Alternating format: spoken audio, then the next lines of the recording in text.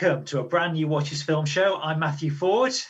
I'm Terence Marshman-Edwards. I'm Rhys Jones. And we thought we'd go with something a little bit different this time. We are talking about films that we haven't seen before, but probably should.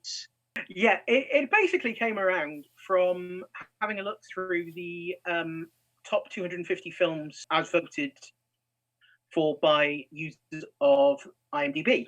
So I figured it might be an idea. If we have a look through there, is there anything on that list that we haven't seen? Pick one that we haven't watched and give it a go. So we obviously talked about which film we were going to watch, make sure that there were no duplicates. The other thing was, it was our choice. And it wasn't just the first film on the list of 250 that we hadn't seen. But we went through the list and we're like, okay, I haven't seen, kind of these 15, 20 films. I will watch X from this. So that's kind of where we went with it. Who is up first? Who would like to exercise the demons? Well, I think you could go, to be honest, because I know that you've thought about the word, didn't you? I do have a lot to say. I don't know whether I should just go first or do I hold it in? I think we make you hold it in and you go last. Des, do you want to go first? Yeah, might as well. Why not? What I watched was Parasite.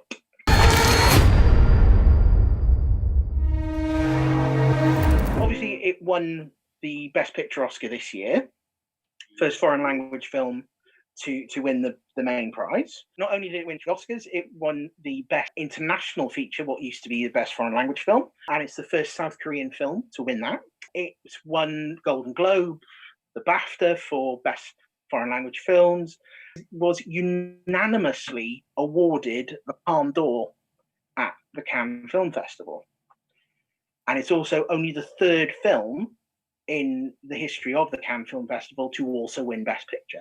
The best way to describe it is it starts as a very kind of broad kind of comedy of manners. It's about a family living in kind of poverty. The Kim family, their son gets the opportunity to act as a tutor, English tutor, to a rich family called the Park family. What then follows is the rest of the family try and infiltrate into working for the Park family. So his sister becomes the art teacher for the little boy. The father becomes the chauffeur. It's funny. There is no other word for it. It's funny. I was laughing like a drain. So for the first hour, it's very funny. It's kind of a cross between like broad social comedy, heist hustle kind of thing. And then about an hour in, there is a twist that takes the film into a completely different realm.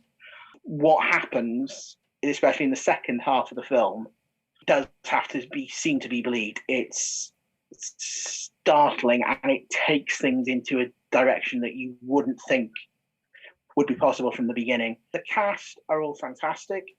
Everyone plays their role to the hilt. The director, Bong Joon-ho, he also directed Snowpiercer and Okja. And the visual style he's got in this is brilliant. It's almost Hitchcock in the way that there's a lot of stairs, there's a lot of windows, there's a lot of blank space. Honestly, when I was watching the Oscars, I was very surprised that Parasite won Best Picture because I thought it was going to go to 1917. At that point, I'd only seen 1917. I haven't seen Parasite.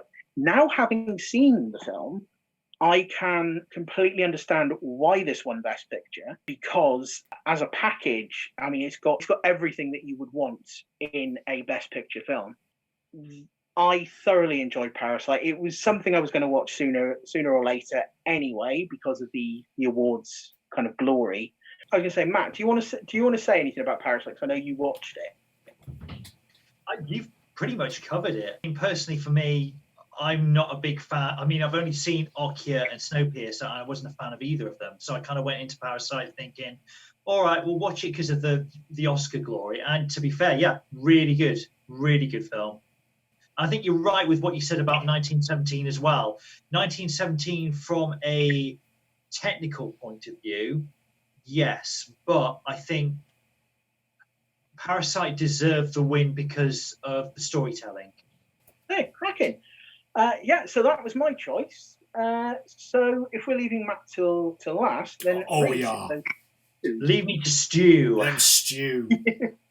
So Reece, your choice. There wasn't much on the list that I hadn't seen.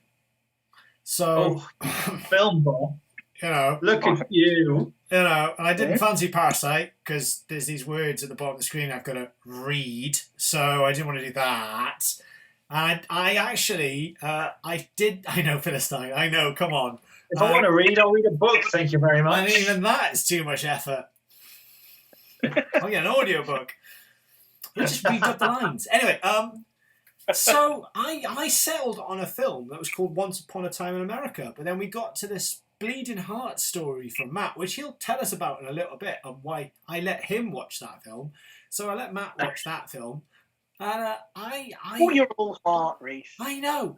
So to be honest with you, the only film that I wanted to watch was a film that I missed out on in the cinema last year, which was Le Mans 66. If this were a beauty pageant, we just lost. Looks aren't everything. Basically, it's a sports biopic, or as really the film is a slice of two men's lives. It's a small period of life. It spans Le Mans. Actually, it's called Le Mans 66, but it actually spans Le Mans really early 60s. So 66 is the real name of the film. It's about Carroll Shelby. And if you don't know who Carroll Shelby is, Carroll Shelby was a racing driver who won Le Mans. And he was a turned car designer. And this is the period of the film where he became Carroll Shelby, the car designer. And he has a special relationship with Ford ever since. And actually, he's the guy behind the Cobra and the Mustang, those two classic Ford cars. As well as, spoiler, winning Le Mans with Fords. And that's what the film's about. It's about Ford challenging, at the time, Italiano's amazing Ferrari, which is a really good accent, and I'll get to accents in a little bit. Here's the thing. Ford v Ferrari, Le Mans 66. It's a story about Ford going to war against Ferrari, building a sports car to do the Le Mans 24-hour race and beat Ferrari at their dominated, monopolised sport. What could have been a very straightforward run-of-the-mill biopic or run-of-the-mill straightforward sport film really took me by surprise. I went into watching this film thinking I might enjoy it. I really loved it. It has its faults, and I'll talk about that in a second, but the positives about this film are massive. The script is fantastic. The characterization is fantastic. Matt Damon, who plays Shelby in this film, is brilliant. He brings himself to the role, but at the same time is respectful to a man that is revered and loved by sport fans and American car fanatics. He plays Carroll Shelby really, really nicely, and also he's a flawed man. Not in the vein that he's an asshole, as in he's got his little quirks, his little things that he has problems with. Hasn't got a family. He just lives his life. It's all there, you know. And the other compartment of this story is the driver that he gets to drive the car for Le Mans and fights for him to drive is a British racing driver called Ken Miles, who I had never heard of until I watched this film. Ken Miles is played by Christian Bale. Now, this is the point that I want to make.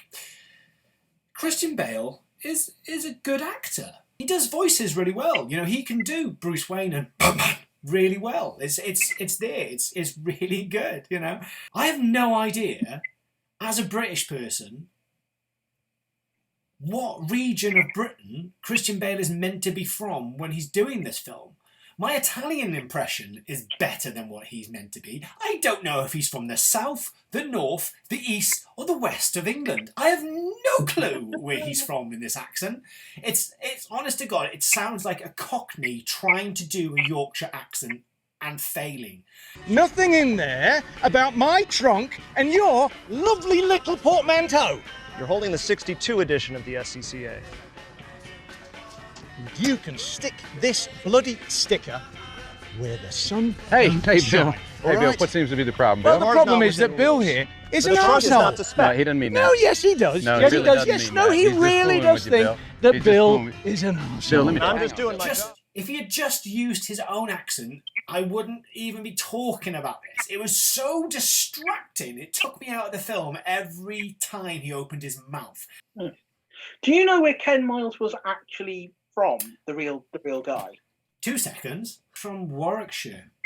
So Midlands. Midlands.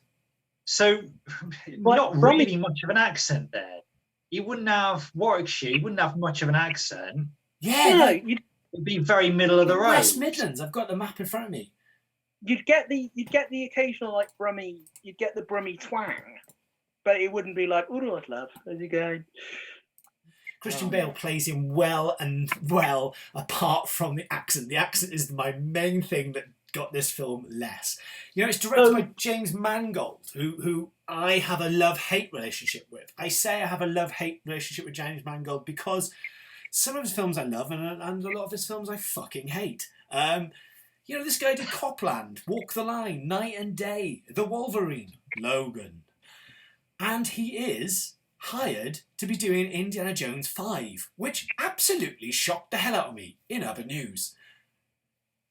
But here, he is a craftsman with this film. Every moment of this film is paced, structured, like Le Mans itself. And the photography when they recreate Le Mans 66 is breathtaking. You are watching it going, is this CG? Is this real car? Is that not real car? Don't care, because it all looks photoreal. It all sweeps past you. You're in the car, you're with it there. Oh, honest to God, as a sports biopic goes, nails it. Absolutely nails it. I love the fact the only negative thing really I had to say was the worst Warwickshire accent I've ever heard on cinema screen. Because you hear lots of Warwickshire accents, don't you? Anyway, Matt, how was Once Upon a Time in America? How was Once Upon a Time in America? I'm not interested in your friends in high places, and I don't trust politicians. Now, if we listened to you, we'd still be rolling drunks for a living. You broke? You'll carry that stink of the streets with you the rest of your life. I like the stink of the streets. It makes me feel good. I like the smell of it. It opens up my lungs. I'll start off with why. Why did I pick this film? I picked this film because my dad bought me this on DVD. This is one of the first DVDs that I ever owned. So I've had this DVD sat on my shelf for best part of 20 years. Just gathering dust. And I remember my dad was like, "Call yourself a film buff? You call yourself a film buff? Well, you haven't seen Once Upon a Time in America, have you?" But my dad, that's not his voice. He's not a Cockney. He's not from London. Is he from Warwickshire? Is he? He's not far, and he could probably do a better voice. But yeah, and I was like, brilliant. All right, I'll give it a watch. And I looked on the back, and I saw at the bottom of the DVD box 229 minutes. That's not, say, the film plus special features and everything. No, the film is 229 minutes long. It has an intermission. And not only that, whoever put the DVD together, it's on two sides. The DVD is on two sides, and whoever cut it together, the first side ends in the middle of a shootout. Yeah, don't ask me who put it together. I know. Don't ask me who put it together. What? But yeah, 229 minutes, which is why it has gathered dust. I've never had the heart to get rid of it. I've kept it, but I've never brought myself to watch it. What's 229 minutes in English? It's over 4. Is it just shy of 4 hours? Yeah, because Shy of 4 4 hours, 240. Yeah. And I Did you watched watch it in it? one go. One go. One go. One. So, Once Upon a Time in America is considered a classic. Released in 1984, it won Oscars. It's considered by critics to be one of the greatest films to ever come out of the US. It's directed by Sergio Leone, and I like the guy's films. This is the guy who pretty much invented the Western, like with the Fistful of Dollars trilogy. So this guy knows how to make a film. So it's set in New York, and it follows 2 Jewish children in the slums of New York who want to be big-time gangsters. And that's the story, essentially. I'd like to think I'm a glass half full sort of person, so I'll go with the good news. Let's go with what's good about this film. Let's go with what's good about these 229 minutes, shall we? Right, to start off with, visually, you can't fault it. Directors don't make films like this visually anymore. You have a shootout, which is where the DVD cuts halfway through. The shootout in the middle of this mill, I think it's like feathers or something like that, but it's a shootout where you've got blood, someone gets shot, blood spraying, and there's feathers just floating on the air in the sunlight, and that. You just think, oh, even the slums managed to look beautiful in this film. The score, Ennio Morricone, who sadly passed away earlier this week. His music gives the film more power than it deserves, if I'm being brutally honest. It gives it an emotional level of power that, frankly, the film doesn't warrant. I try to be good. I try to be talking, the good things. Yeah, the music can't fault it. Performances, no one puts a foot wrong acting-wise. Even if the female cast are either they play prostitutes, sociopaths, or ice cold bitches. That's the female characters in Once Upon a Time in America. James Woods, you could argue that it's James Woods' best performance. He is terrifying in that film. He is scary as hell in that film. What makes it for me is the child actors. They're basically foul-mouthed, skirt-chasing Goonies. When it's the kids, the film is brilliant, and every scene involving the kids, loved it. The bad news: when we shift to the adult versions of Noodle and Max, that is when it shifts down a gear. And frankly, for 229 minutes, there is not enough plot in that film to carry 229 minutes. Oh, it's slow. It is so slow. You're just praying that someone's going to get shot or get bumped off, because, my God. The plot, don't get me wrong, it's good. It's almost Shakespearean and operatic, but no, 229 minutes, you could cut, I would say, at least an hour and a half off it. And that is no exaggeration. Easily an hour and a half could go. And if you are going to put yourself through it, watch it over several nights, because nearly 4 hours nearly kill me. If you are going to put yourself through it, is what probably should be on the poster. I just don't. This film has won Oscars. How? Films that have won Oscars that make you go, what? To sum up Once Upon a Time in America, for me, it's in the list of overrated classics for me. It's in the same boat as The Exorcist, Pulp Fiction, Usual Suspects. Films that are hailed as classics but are massively overrated. Whoa. You don't think Usual Suspects is a classic? No, I don't. I genuinely don't. It's one of the most overrated. It's okay. It's all right. Did you see the twist coming or something? It's average. It is average at best.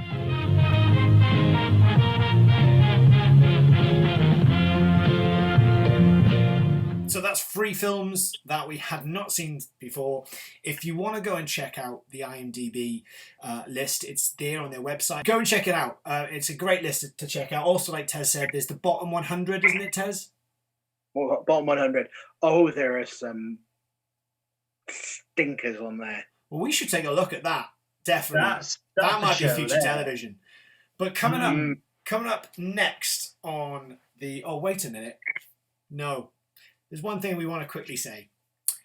With the world, or as we say the world, the UK slowly coming out of hibernation, this is the last film show lockdown special. Yeah. However, because we, myself and Tez, are not allowed out of the house until mid-August, we are going to carry on recording stuff, but this is the last lockdown special. What we're going to do from now on is go back to our standard audio podcasts of the show. So our next show will be back to our normal film show slot within a podcast, and we will be doing the 90s chat. We'll be talking about our favourite 1990s films, and we'll be looking at the 90s as a decade of cinema. So for now, it's a goodbye from me, Rhys Jones. Goodbye from me, Terence Marshman Edwards. And goodbye from me, Matthew Ford. Thank you for watching. I hope you've enjoyed the lockdown specials. It's kept us sane, and we'll be back with the Film Show podcast very soon.